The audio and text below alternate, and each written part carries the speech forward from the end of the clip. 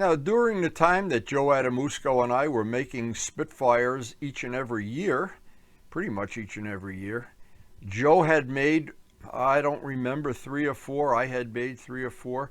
But Rich WALBRIDGE at the time got a hold of a set of plans, and he got a hold of one of the canopies from Dave Midgley, and we were on the phone many times and corresponding by email many times. And when he originally sent me the pictures, and before we get into this video, thank you, Ray Dory, for sharing this.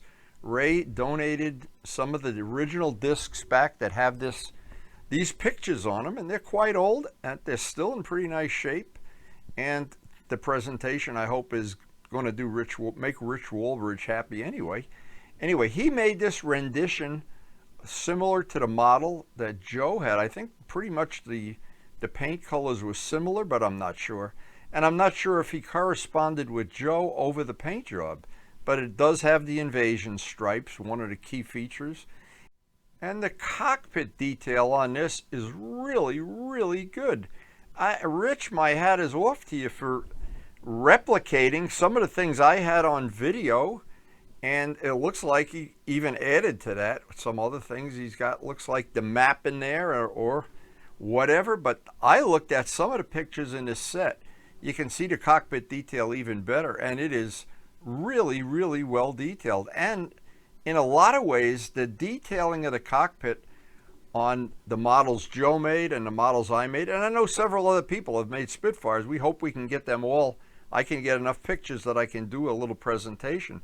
The ink work, whenever you make a semi-scale model, it's just a little bit more work than making a typical, a nobler type stunner. And you've got to think ahead of time. In the case of the Spitfire, there's so many renditions.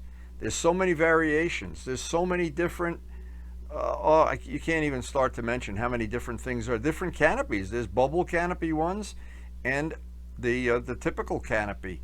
And the cockpit detail is a giant part of making that model that it stands out in the crowd. Now, that's just one thing. The blisters, the little things that go over the exhaust, well, first you have to make the exhaust flanges.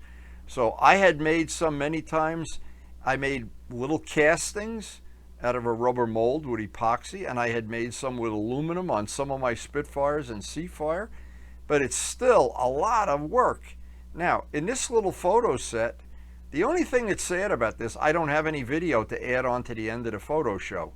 That would have been really nice if I could get that, but again, I'm always happy to have what I already have, because this is years ago. This is going back to 2009, so a lot of this stuff is, some of the new people in the hobby might not even have seen it or been around then or whatever. Now, another thing that's a lot of work, and I know Rich has done a great job here, the roundels. Roundels look like something that would be very, very easy to just replicate. Cut out a couple of circles, but believe me, the problem is, and Joe and I both found this out when we were doing our roundels, if you're off by the thickness of a pencil line, it looks like somebody with a crooked eye. It really is important to get it exactly right. Now, I don't know if Rich copied the technology we showed on the Spitfire construction videos, but it looks like he got it right. And believe me, that's one of the things that looks real easy until you go to do it. It's like parenthood. Everybody's a great parent until you have children. And I'm sure Joe was complimented by the fact that, well, we're all complimented when somebody builds one of our designs. I think this is really basically Joe's design. He should get the credit for it. But again, just having a set of plans and a canopy and some things doesn't mean you're going to have a dynamite model when you're done. Now, look at the valve covers. What Rich had twins at this point in time, and he put the names of the twins, one on each valve cover. I thought that was a nice little touch. And the spinner fit, always one of the things on a semi-scale plane. It looks easy until you go to do it. There's the lettering. He put the rivet work around there, the ink work, the detailing. It just takes a lot of time. It looks so easy when it's done. And even the little things, the ink work on it, he did a really nice rendition of this. And it looks like, I'm not sure if Joe's blue Spitfire, which was the first one, this is not the same squadron or the same part of it. But again, it doesn't have the squadron markings on the sides of the fuselages, so I don't know. I used to have, when I'd make the squadron markings, they were not real squadrons. They were something that I was trying to make a cute little statement on it. And like on one of the Spitfires, I was known for fixing things, so I made the squadron FXT, fixed. I don't know if anybody caught that humor or not. Anyway, this really, Rich, my hat is off to you. And this is years later that Ray had returned this video to me. I looked at it again, and I was blown away by how nice it is. And I remember you had this, he's got a Spitfire t-shirt on here. That's one of the original Wendy and Joe Adamusco Spitfire t-shirts from 2009 when we made the 90 Spitfires.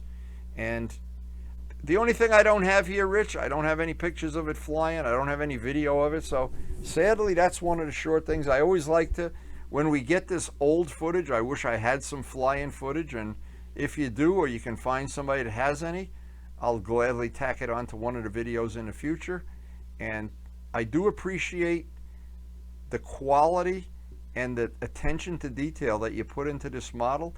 All these years later, it still looks just as good as probably it did in 2009 when this was finished. I assume it was 2009. And that is one beautiful rendition of an Adamusco Spitfire. I have to look at it over and over. I spent a lot of time looking at this before I edited the video, trying to remember if there was any little detail I might have left out. But I know the biggest one that blew me away was how good the cockpit was, and that is, Rich, all I can say is that is, in my book, a work of art. So, of course, congratulations, Rich. That really impressed me. I'm sure it impressed Joe. And all these years later, I hope that model still survives somewhere and that you're enjoying flying it and have had the best of luck, as I have had with all of my Spitfires. So, and thank you again to Ray Dury for contributing this footage. We're hoping to get more in the future and make more of these videos. Hope you did enjoy the presentation. If you did, hit the like button, and thanks for watching.